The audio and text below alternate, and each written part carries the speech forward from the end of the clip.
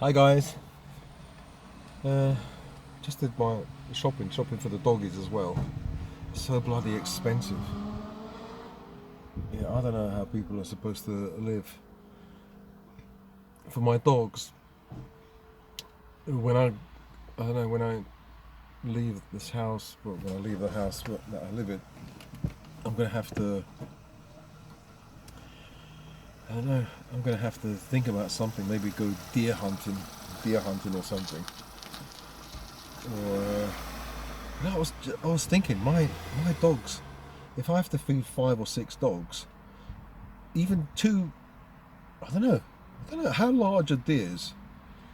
2 deers, I might be wrong, but 2 deers would probably last them 1 week, and you'd have to fast in between. I was thinking 2 legs, 2 arms, the head bit.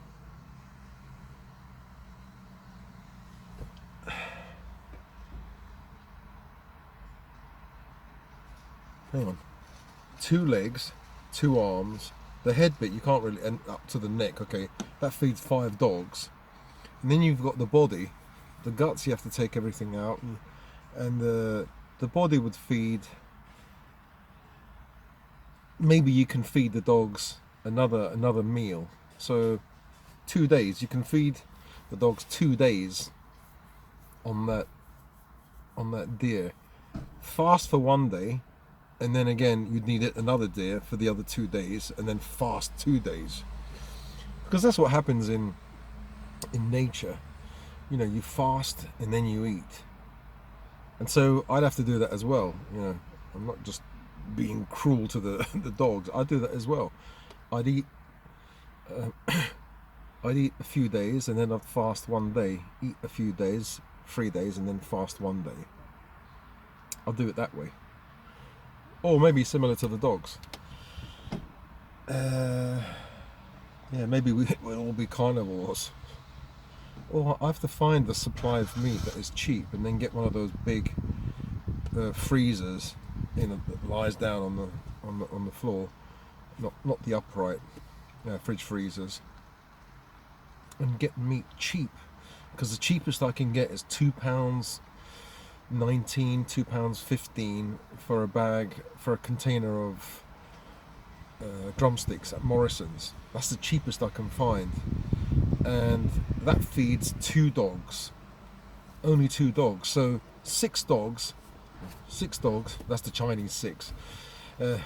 6 dogs. I have to buy 3 containers, which is 246, like £6, 246, 660. 66 no, like £6.60 for 6 dogs for 1 day. That's the cheapest I could. But it's chicken, eventually I think chicken is not going to be too good for them. I think they need red meat, and ideally I would want to give them red meat, beef, deer, or something like that. Yeah, I mean, the vegans there, why don't you give them vegan food? Soy. The soy is quite expensive. I wouldn't mind trying soy and vegetables, just to see. But if they're not healthy, I'm gonna go back to meat. I think Timmy, he needs to go on a hypoallergenic diet, which means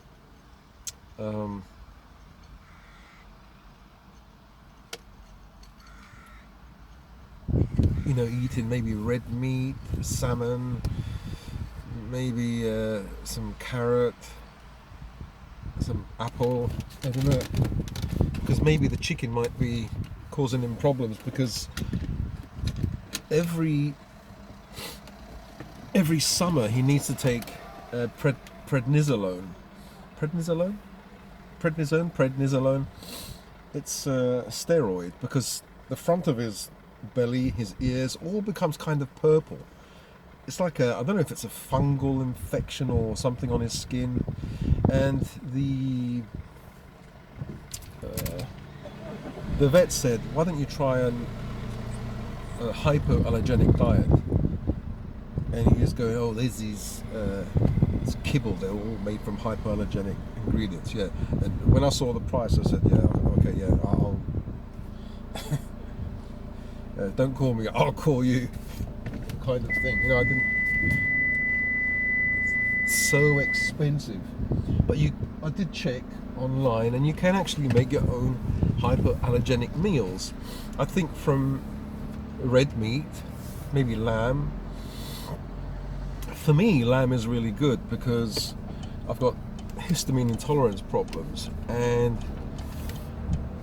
if you've got histamine intolerance problems, you can't eat things like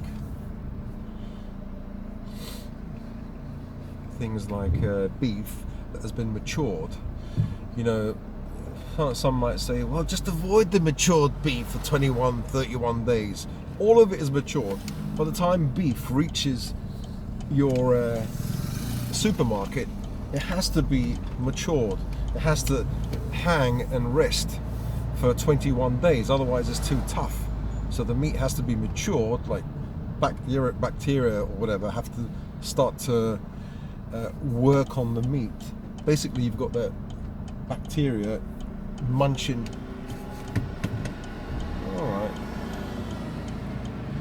Munching away and decomposing that meat, and so it you have high levels of histamine, and usually if your gut's okay, you can take that histamine, it's normal. So you have to buy meats, or I have to buy meats that are slaughtered quickly and then arrive at the supermarket within days. So chicken and pork, from slaughter to their arrival at the supermarket, is very quick, so they're quite fresh. But lamb, I think it's about a week maybe. Lamb is quite good. It's the only kind of, it's the red meat that I can handle if it's fresh. Fish seems to be a problem because it's quite high in histamine. So yeah, fish I try to avoid if it's old, if it's reduced. But you know, beggars can't be choosers. Today I got sea bream. It's £9 for two, and it was put down to half price, £4.50 for two. So I got it. There's no point freezing it, because even if you freeze a food, put it in the fridge, it still increases in histamine. It's not something that you can cook. Oh, cook it, kill the germs. No, the bacteria. No, it still will increase in histamine. So yeah. So today's video is going to be about. Maybe I'll make another video, a more in-depth kind of video, because I'm driving now, so maybe I can't think of all the things that I wanted to say. But you know, my videos are mainly for men, but it can apply to women as well, some of my videos. So what I'm going to say today is about feeling like an orphan. You know, all my life I had my mum and dad, and I had a girlfriend or two around the family. But you know, as you get older, you know, you might get married, you have a girlfriend, and then you lose your friends, you don't go out anymore. You get married, and then you become even more isolated. You have just your wife. You know, I'm not saying, yeah, I was going to say sacrifice. Yeah, and I suppose it's a Freudian slip. Yeah, you have to sacrifice your life, sacrifice your whatever little social interaction you have with your friends, because they might lead you astray. They might take you to the pub, and you know, and she knows best. Yeah, she knows fucking best. I, like many other people, sacrificed. Well, by the time I met my wife, to be honest, I didn't have much contact with my friends. But you hear about men that, you know, get married and then they lose contact with their friends. even like close relatives, cousins or whatever, they don't go out anymore, they don't meet up because of the wife, because of the family. Because once you have a family, you have a wife, that's it. You have to spend you dedicate your time to her and children and her family. Sometimes you dedicate your life more to her family than you do to your family, like to your mum and dad. Because a man leaves his mother and father in order to be with a woman and her family. So I felt that when my mum passed away, it was like really a traumatic experience because I love my mum. I was quite close to my mum, mummy's boy. I was. I'm not ashamed of that. I don't know about mummy's boy, but I love my mum a lot. I thought more than my dad. But when my dad passed away, I realised how much of a loss that was. And even now, as 2 years, it still affects me. I still miss my dad. I thought I'd miss my mum, the softness of my mum, I don't know how to explain this. In my life, I feel that nobody has loved me. And that's right. Nobody has loved me. And when I say that's right, it's maybe the way it should be. It's your mum and dad, those are the ones that actually love you the most, and those are the ones that you trust the most.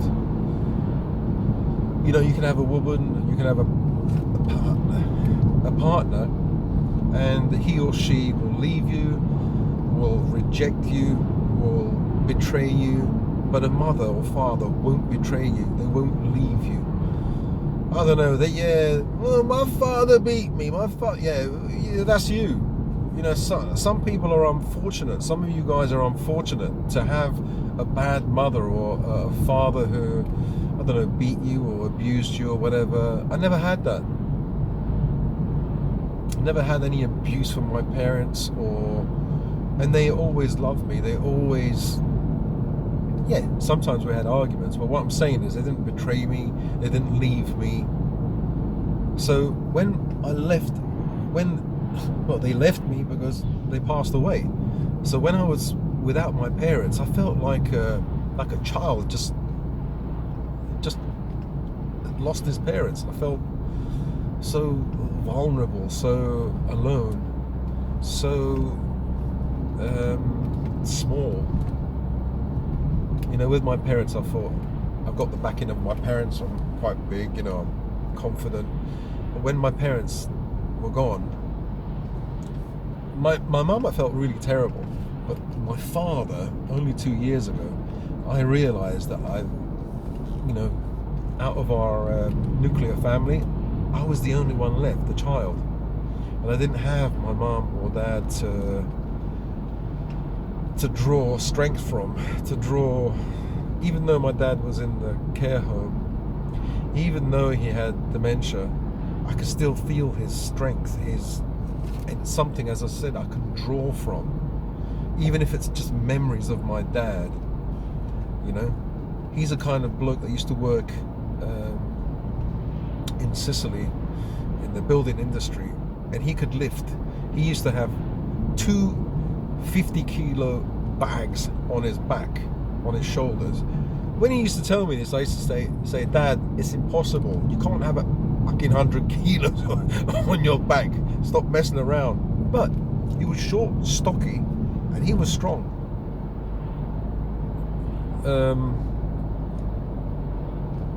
Then my dad was, sometimes he was tactless and brutal the way he talked, but he was strong, and I could draw from that energy, even though he was in his 90s. But now that he's not here, I can't draw from it. Well, maybe I can, but I have to draw from it, from my own imagination, my own memories. And when I go and see my dad at his graveside, I draw, I speak to him, his spirit, whatever. It's not the same, though. As opposed to having him physically there, even though he's weak and he's old. Well, anyway, I don't know, I have these feelings of being alone, like a child, just his parents or her parents have just died and left him. Now, I don't know if you guys feel like this, if it's stupid to feel like this. I'm 58, for fuck's sake, I'm not a child, but you know, maybe there's this child within us never goes away. It just, we keep it on the back burner, and we don't allow it to, you know, to show itself. We don't allow it any breathing space to express itself. I suppose I've always been a child, part of me. It's just that, you know, you grow up, you get a beard, lose hair, put on weight, have wrinkles and have your own family, but deep down, sometimes even on the surface, there's still that child inside me. You know, I still feel like a child, and that child has lost his parents, and I feel alone. So after my dad passed away, my wife decided that she wanted to separate and have a divorce. And women don't realize what they do when that happens. You know, I suppose they're selfish. I mean, we're all selfish, but she doesn't realize that she's actually creating an orphan. Because at least I had my family, I had my son, and I had my daughters. My daughters I mean, they're girls, so they do girl stuff, and they're all brainwashed and influenced with woke stuff. So I don't have that relationship with them. But with my son, I have a really good relationship. I love him, and I know he loves me. And you know, we're the only two boys, the only two men. So there's that male energy. And now, she's created an orphan of him and of me, because basically I used to see my son. He used to come back home from school and give him a kiss. I love you, son. What have you done today at school? You know, and I used to take my time later on in the day, maybe see what he's doing. You know, make some food for him: scrambled eggs, beans on toast, spaghetti, some beef sometimes, because he loves beef. Used to buy some goodies for him, like crisps and custard tart or whatever, you know. And used to watch football or watch the internet, and you can take life easy, you know. But now I'm going to have to see him once a week, and I have to cram everything in. They call it quality time. Yeah. So the rest of the week, my son doesn't see me, and I know what's going to happen. Like, that's not as if he still has a mother. That mother's going to be busy. I spend most of the time with my son. It's not as if he comes back home and she spends time with him. Like, she's busy doing her own stuff. So he's like, you know, alone in the kitchen and playing games. So, you know, I'm there, I play with him, and it's okay. She's busy, there's no problem with that, you know. But yeah, I just don't think it's fair. And like, women create orphans because there's no son and father relationship anymore, because there isn't enough time. And then there are some days where, oh, he's busy. So I know that's gonna happen, so I'm gonna miss 1 week. And then what happens if I can't afford a place near my son, because she has to be posh, she has to find a place that's expensive, and I end up buying a place that's far away. I won't be seeing my son like every few weeks maybe. So what do you think? Do you think a grown man can become an orphan? Or feel like an orphan? And what about that son? He's an orphan as well, because he doesn't have his dad. He's been cut off from his dad, having a normal relationship like every day. Anyway, see you guys later.